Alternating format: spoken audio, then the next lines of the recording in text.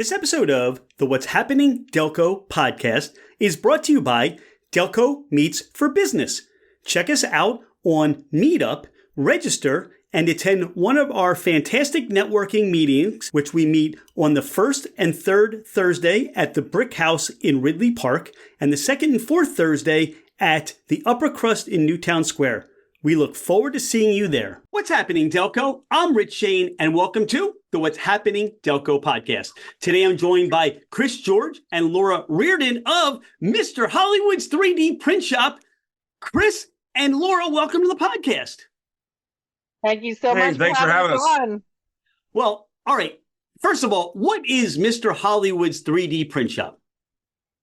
It's a 3D print shop that I started, I guess, almost about getting close to 3 years ago now, to a little over 2.5 years ago.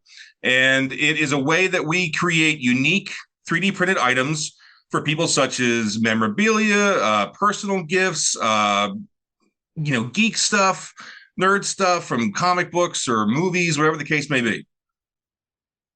Chris, how did you get started in this? I mean, have you always had some experience in 3D printing? Is this something you kind of sat down to learn during COVID?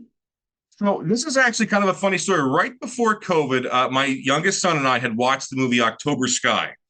If you ever seen that, it's about Homer Hickam. He goes on to join NASA. He's from a coal mining town. It's Chris Cooper and Jake Gyllenhaal. Anyway, so I told Grayson, I said, well, we had done rockets in my backyard with my dad. We should do that too. And he said, sure. So we got a rocket from Amazon. We launched it, and we live around 60 acres of woods. So the first launch went spectacular. The second one got stuck in a tree, of course. So I was like, well, we'll get another one. So about 2 or 3 days later, I came home, and the rocket was on the ground. I said, oh, great. I said, oh, shoot, but the nose cone is still stuck with the parachute up in the tree. So I happened to tell a good friend of mine this story, and he goes, well, I'll just print you a new nose cone. I said, what do you mean print me a new nose cone? He goes, well, I just got a 3D printer. I said, you can do that? And he said, yeah. I said, well, Liam, do that for me. And he found a file for a nose cone. He printed it out and he brought it to the house. And sure enough, it fit right on there. I was like, that's really cool. So I thought, man, I want to get into this now too, because one thing we always do for the holiday, or especially for Halloween, we do costumes for the kids, and we make them by hand, whether it's by foam or whatever the case may be. I thought that would be a great way to make some pretty cool costumes. And that's kind of how it started. So I've seen some of the 3D printed figurines, but you're telling me you're doing helmets? I mean, this sounds like a very big undertaking. So my very first commissioned piece was actually for my nephew. It was a Power Rangers helmet, which I didn't even think kids were still into Power Rangers, but evidently they are. It was for the Red Ranger. So I printed it in 4 pieces, and then I joined the 2 halves. I covered it in resin to eliminate the line where it joined, and I used magnets to hold it together. So you could put the helmet on with magnets. And yeah, it was a big undertaking. I was a little bit late in delivery, but I got it to where I wanted it to be, totally smoothed down, and then it looked like it was from a movie. So you get consigned to make items. What can your customers expect when they shop with you? So one of the recent ones I most did, a project I most did, it's called a lithophane. If you're not familiar with that, what that is, basically it's a picture that when you it looks like it's just plain and bumped, but when you put a light behind it, the light shines through, and you see the image just as almost like a picture, but it's generally in black and white. We can do some color ones. We did do a color one for Preston and Steve. They actually showed it on the radio. But they showed it on the YouTube and then talked about it on the radio. But they had done one with Garbage Pail Kids. A guy had designed them as Garbage Pail Kids. I don't know if you remember those from the 80s, but they're like those funny little cards. So we asked the artist, hey, do you mind if we're giving it to them, not selling it? Could we use your print of Garbage? If you know Preston and Steve at all, they're very popular in the area for the last 20 years. But we were able to use his print of Garbage Pail Kids and do this. It's when you look at it, like Chris said, it just looks like a bumpy piece of plastic, like funny looking. And then you put a light behind it, and it's this perfect image. It's amazing how they print the levels of plastic to make the 3D look of a picture. Where do you design these? You mentioned files for a nose cone? Are you now getting into these designs of these files yourself? So I am doing some limited designs myself, but as far as like the more intricate pieces, like flexi pieces, I'm joined with a group called Flexi Factory. Another one is Hex 3D Prints, and also Sanix 3D. They do their own design files. So I generally get their files. I'm allowed to sell them, an authorized seller. I'll print the files, and then I'll work them up from there as well. Some post-processing I do, depending on what the customer might want. But other things like the lithophanes, I'm designing mostly those all by myself. Laura and I, we were talking prior to hitting record, and your family is big in the superhero space, the comic book space, right? That's correct. Yeah, we're all big superhero. And it's fun for me too, because as I get older now, I'm like, I don't know if I'm really interested in that. But then I sit down and watch it with them. I'm like, oh, this is really good. This is a good movie. I like this one. So have you been designing these 3D printed figurines for superheroes, comic books? I've done Indiana Jones. I've done the Master Chief from the Halo series. I'm working on Superman now. I'm working on a Black Widow. Yeah, so those are intricate resin detailed prints. So those are going to be hand painted. That's what I use my resin printers for, more detail oriented, like characters that have belts and mesh and things like that. And a lot. All right, Laura, you were going to say something there, and I cut you off, and I want to make sure you have time to say what you were going to say. Yeah, two things. So on the Star Wars series stuff too, we've done a lot. I don't know if you've seen any of the Mandalorian, but there's this baby Yoda. So the regular Yoda, there's a much farther down the path, but we don't even know how far down. There's a baby Yoda that's 50 years old, but is only this big. So we've done a lot of baby Yoda prints. People have loved that. And there's even mashups like baby Yoda Jack Sparrow, baby Yoda Santa, baby Yoda. What else was there? Ghostbusters. And they'll mix on these files that Chris is able to sign up for the monthly subscriptions. They'll mash up really interesting things. So that's cool. And then our son, I just wanted to, because a lot of kids are really getting into it at the libraries, in their school classes, whether it's middle school or high school. They're really getting into the basics of design. So our son uses Blender, right, Chris? Blender. And he made from Monty Python, what's it called? The Holy Hand Grenade. The Holy Hand Grenade. So he designed that himself, and Chris was able to print it. So there are some tools that are easier to use. Some of them are much more intricate. I was mechanical engineering in college many moons ago, and the printer at the time, one printer that we had for the whole college was $25,000, and it could do about 2 by 3 inches was probably the max it could print at the time. But I knew about it back then, in 2000, 2001. But the advancements in that technology, people 3D print meat now. They 3D print body parts. They 3D print metal. Most of what's consumer level is various resins and plastics, but it's amazing to see everything that has advanced since then. But there are levels that, Grayson's 11, and I think he was starting to design as early as 9, right, Chris, on Blender. So, like he said, for the more intricate details, you can buy them. Somebody has extremely talented designers who are artists that can make a baby Yoda, Jack Sparrow, in such intricate detail. But and there's a lot he does to edit or shift things around. But there are basic designs that kids can really just jump in and play with the tool. This sounds really exciting, and the advancements in the technology seem to be, you can, I guess, open up a computer screen and get an email or see something new that somebody else has designed, or the technology just advances so rapidly. Yeah, I mean, when I first got my first 3D printer, I would say, when I first got it about 2.5, 3 years ago, there's something called a benchy. And what it is, it's basically a little boat. And it's a way to calibrate your printer to make sure the overhangs are working properly. On that printer, it took about 2.5 hours. The printer I have now can do it in 17 minutes. Wow.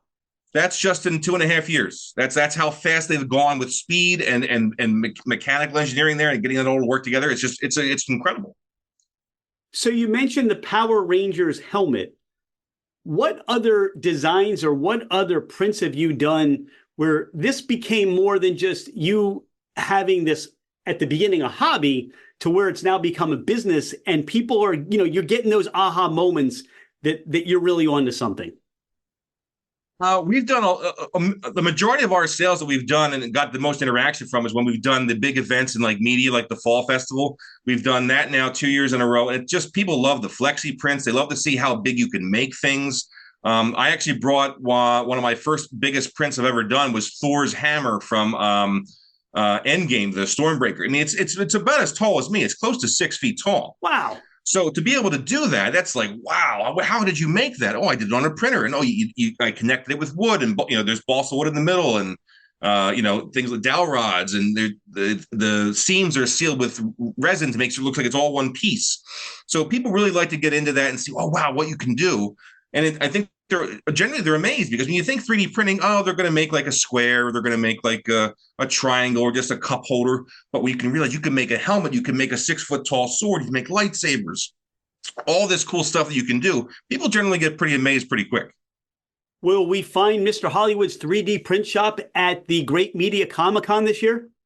That's right. I'll be there. That'd be awesome. Are there other shows or anything else coming up that people can find you, or do they go onto a website or a social media site to do shopping? Oh, Laura's actually showing the 6 foot tall snake in the screen. She was a second ago. There It is. Trying to run and get it if you can edit back, but these are the flexi prints. So in between all the pieces, they print the plastic around a gap of space. You don't put this together.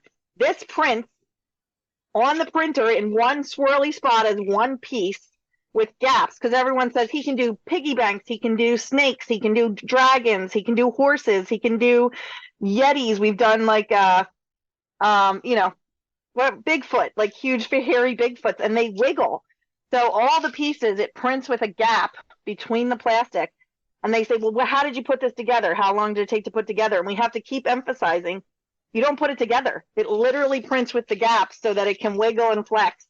He's done skeleton hands, like vertebrae, all that printed in one piece. It's unbelievable. But I just wanted to show you so you can see some of the flexi prints that you can make. I mean, it's crazy.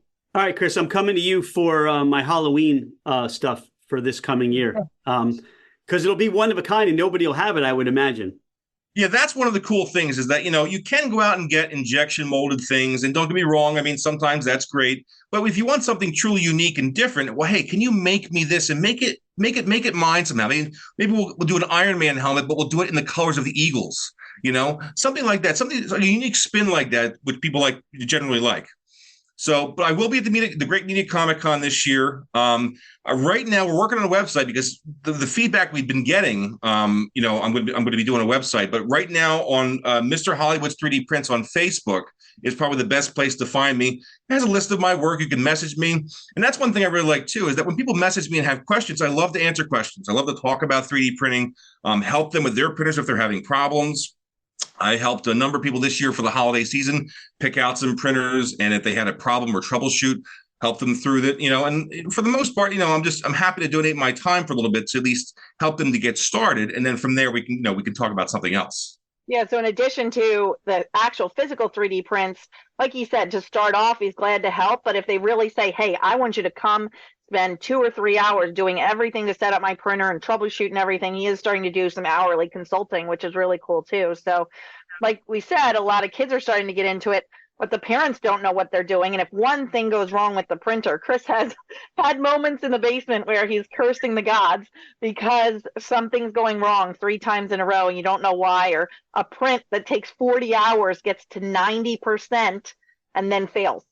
Oh, no. So one funny story, when we go to these shows, we do a whole bucket that maybe the whole thing is fine, but a hand is not quite right. Or the mermaid's top of their head or a lion's top of its head didn't print, but you could put a hat on if you want, or people do funny things, but we sell it as mishaps and mayhem for $2.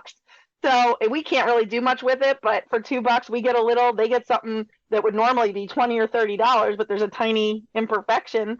So they get it for $2 in the mishaps and mayhem bin. All right. So what they need to do, the next level, is being able to melt the plastic back down again, or grind it and then be able to reuse it. I don't know. That I don't have free time, but maybe somebody else out there does. That's what he does with the little bits of plastic. Yeah, I was about to say that. Yeah. So what they have now, the 2 of the printers that I have, they have what's called, it's funny enough, they call it a poop chute. And basically what it is my printer can print in 4 different colors. So what it does is when it goes to switch the colors, it purges that color. It goes down the chute. It comes out the back, and like this little ball of like twine. So what I've been doing is I have these little, especially around Halloween, I have these little silicone skull molds. and then you can melt the plastic down. It'll flit into the mold, dry it off. You pull it back, and a nice little multicolored skull right there. It's a way to maximize the waste. Necessity is the mother of invention, I guess, right? Yeah. Right. Yep. One other thing for upcoming events, the media Arts Fest is in April, right, Chris? Craft and Arts Festival. It's not officially approved yet, but I did apply for it, yes. Upcoming, though. We're in the arts and crafts space, so I think it's just if somebody's way outside that space. And they haven't made it a final decision yet. I don't believe until the 15th of February, but yes, I did apply for it, but I'm just not officially confirmed. You're out and about picking up supplies for your 3D printing, and you have a cheesesteak craving. Where are you going? Cheesesteak craving? I'll tell you, I haven't had, I don't know. I'm perfectly honest with you. I really want to go to Phil and Jim's again. I haven't been there in years. I haven't had a lot of cheesesteaks recently, but I'll tell you what's actually kind of funny is there's a place in Media, it's Desert Rose. And they do this little side thing with cheesesteaks. And I got to tell you, the last cheesesteak I had there, it was amazing. And it's not a place you think you're going to get one either. Desert Rose is Mediterranean, if you know anything about them. So falafel and labna and shakshuka and all these very Mediterranean flavors. The guy decided to do a pop-up shop literally within the Mediterranean store. So there's a little menu that's just cheesesteaks because he knows the area he's in. But he'll do chicken or beef, cheesesteaks that have a little bit of the Mediterranean flavors, not overkill in any way. And he does gigantic. His largest, I think, are 18 inches. It's really good. His rolls are excellent, and the meats just have just a touch of Mediterranean flavor, so it's a little bit different, but really excellent, moist and good cheeses that you can get. So it is a little bit funny, but they started that maybe a year ago. It's really good. They have been mentioned before, so the word is getting out. So that's really, really cool. How about pizza? Where are you going in Delco for pizza? Well, we just did Poseidon Pizza today, and I got to say they're good. They're good. Pinocchio's is also a favorite. I got to say, Ariano, that's pretty good. Those are the kind of like three style, that you want of pizza. Yeah. How about a convenience store option? You're out and about and you need a convenience store. You go into Royal Farms or you go into Wawa? No, we're going to Wawa, but also there's a little place in Media right above the train station called Kovacs. It's run by a guy named Paul. That's the place you get some great sandwiches right there. I'll tell you that right now. You get some great sandwiches. He fresh cuts every slice of meat and cheese. If you go on Facebook, people talk about Paul's all the time, even though it's technically Kovacs. I've been going there because my parents live down there since 1996 or so. So he's been there a very long time. There were prior owners. Paul's Indian, so everybody's like, Paul. He's a little Indian guy. He's the best. Everyone loves Paul. There's not a bad thing to be said about Paul. And everywhere on Facebook when people ask about hoagies, but he fresh slices every single bit of what he puts on your sandwich. And it's amazing. They're so good. And they have way more meat and cheese than Wawa's. How do you explain Delco to somebody who's never been here or has never heard of Delco before? I don't even know how to. I want to tell a story, but so I got to tell you, it's about my mom. Right. So my mom, don't get me wrong, we get along now. We did not get along when we were younger, but my mom was a bit of a drinker, and one time she did not have a license. She rode an electric scooter to the liquor store and then rode back. That is Delco to me, in some sense. I was like, oh my gosh, Mom! People from high school saw. I was like, you got to be kidding me! You can't be doing this. It was just a ridiculous thing, but it's a way of life. I've been born and raised here. So was Laura. I grew up in Brookhaven. I remember riding my bike right around in front of Frank's, and it's always got fond memories here. I wonder if that storyline will make it into Delco the movie when it gets released. We'll have to wait and see if there's somebody riding a scooter. That would be fun. Should be. Yeah, I actually I went to school with Chris. He was a year below me. You have friends or family coming in from out of town and you want to give them or take them to have that Delco experience. Where are you taking them or where are you sending them? Oh, geez. That would change over time. At one point I would have said, let's go to Bootleggers, just to see that experience. I used to actually do boxing there. But now if they came in now, I think I'm a bit more relaxed. We'd go up on State Street. We'd walk around Media somewhere and just do things that way. Go to Wawa, maybe eat off the trash can, something something a a lot little of off friends topic. and family have kids now, so there's so many great playgrounds in the area. We love checking out the different playgrounds. Rose Tree Park, if you're there at Christmas, there's the lights are spectacular. The new playground is pretty cool. There's a lot of great stuff there. And Media Elementary and Indian Lane, like all the schools near us have some great playgrounds, and it's just the kids love to go. It's free, which is great, and then they're just great. They've put a lot of new stuff in that's cool. And you give them a lovely parting gift from Mr. Hollywood's 3D print shop, so they'll always remember the experience of Delco. Always. Our nephew, who's down in Florida, he calls in on Zoom or FaceTime and whatnot, and he's like, Uncle Chris, not my toys. Very cool. Yeah. Is there anything we haven't talked about on the podcast today? Anything you want listeners to know about you or more about Mr. Hollywood's 3D print shop? One thing I would say is just, don't be afraid to reach out. I'm not someone that's going to immediately charge you money just for asking about a potential gift idea. Feel free to reach out. I'm happy to, just shoot some ideas across you and just see what you might want.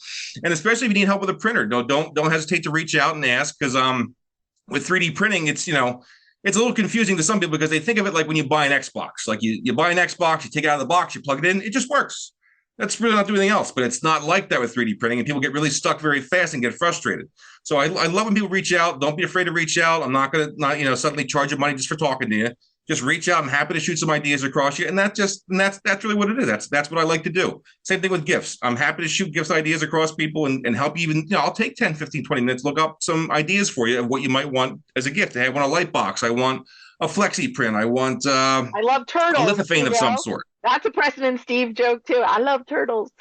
But there was somebody from a raffle that won a raffle. We do a lot with nonprofit raffles to donate the time, and they get to pick something up to, $35, $40 off. And we did some raffles for Brittany actually, when the Phillies were doing well, and Eagles. We've done some big P's and Eagles logos for her to raffle off for Be the Joy. But another friend does a nonprofit, and somebody in Florida won. They're near where the turtles get released. I love turtles. So we sent like 6 different options of all different things. There's just turtle figurines or flexi turtles. We found a turtle jewelry box that the shell comes off, and the turtle shell and the base you open it up for a jewelry box. So she wanted it in green. Chris burnished it with a gold paint. So it was this green with like glistening gold on top, and she adored it. She was so excited and thanked the people from the nonprofit who did the raffle. And you can come up with anything. There's so much. We have a friend that does art, and she's been making these bases from scratch that have like a stream and a waterfall, and then she adds rocks and shells. She said, can you make the base that looks like the waterfall? And then I'll add the rocks and shells. So he just printed out some samples for her. We just found a waterfall online or a few different options, and she said that one looks great. So there's just so much you can do. It's unbelievable. It truly is. Tremendous. Well, get started. I don't want a 13-foot skeleton for my Halloween display. I want a 30-foot skeleton. And that's what I'm consigning. Get started on that now. Chris and Laura, thank you so much for being a friend of What's Happening Delco. We appreciate your time tonight. And look, this is what Delco is all about. Ingenuity, creativity, and everybody coming together to do these things that you couldn't do anywhere else. So thank you so much for your time today. Rich, thank you. It was wonderful talking to you. Welcome. It was great talking to you. Hey, it's Rich.